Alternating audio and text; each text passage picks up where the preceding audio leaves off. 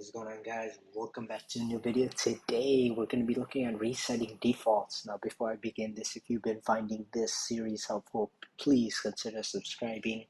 It would help me out a lot, and again, we both benefit from this. But without further ado, let's get right into it. So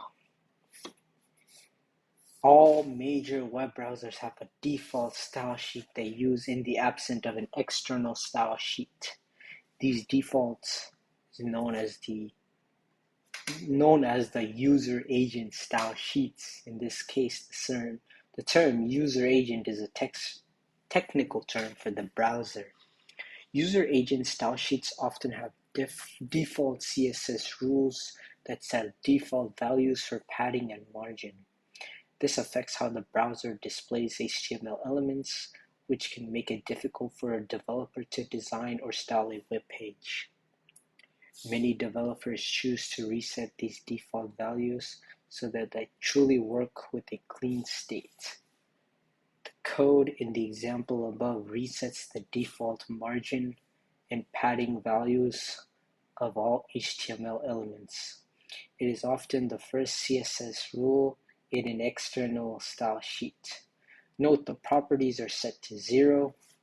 When these properties are set to 0, they do not require a unit of measurement.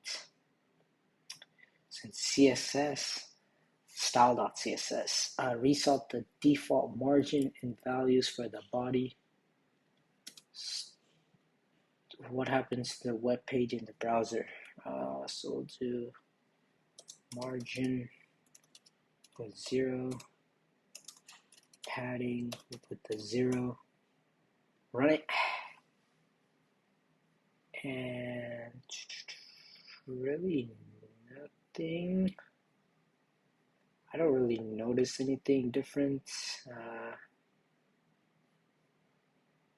I really don't notice anything different. It's just literally the same. Nothing's that bad. So look, yeah. But then again, it looks pretty nice. Looks pretty amazing on there. But yeah, let's see. This looks pretty nice. This website's actually looking pretty good now. But yeah, that's gonna end it right here. Thank you so much for watching. And again, if you're finding this helpful, please consider subscribing, and I'll see you on the next one, and have a fantastic day.